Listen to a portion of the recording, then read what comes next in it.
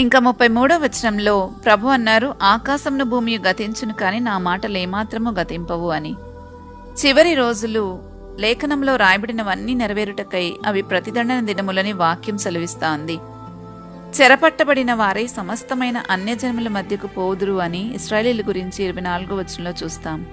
సముద్రంలోనూ సూర్యచంద్ర నక్షత్రంలోనూ సూచనలు కనబడగా జనములు కలవరపడతారని, మనుషులు ధైర్యం చెడి కూలిపోతారని 25-26 వచనాల్లో ప్రభు మాట్లాడుతూ ఉన్నారు.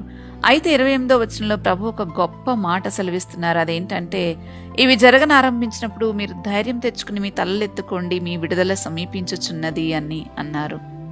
ఈ విషయము ప్రజలందరికీ చాలా గొప్ప ఆదరణ. ఆయన రాక కోసం ఎదురు చూస్తూ శ్రమపడే వారందరికీ ఈ మాట చాలా గొప్ప ఆదరణిస్తుంది, ధైర్యాన్ని ఇస్తుంది, బలాన్ని చేకూరుస్తుంది. ఇంకా మనం 29 నుండి 33 వచనాలు చూస్తే ప్రభువు ఇక్కడ చెట్టుకున్న చిగురును చూసి వసంతకాలం సమీపించిందని ఎలా గుర్తుపడతారో అలాగే ఈ సంగతులన్నీ జరగటం చూసి దేవుని రాజ్యము సమీపమైందని తెలుసుకోండి అని చెప్తున్నారు. ఈ మెసేజ్ మీరు పూర్తిగా వినాలి అని అనుకుంటే కింద లింక్ ఇచ్చాము. ఆ లింక్ ని క్లిక్ చేస్తే అది మిమ్మల్ని బైబిల్ స్టడీలోకి తీసుకుని వెళ్తుంది. అక్కడ పూర్తి మెసేజ్ ని వినగలరు.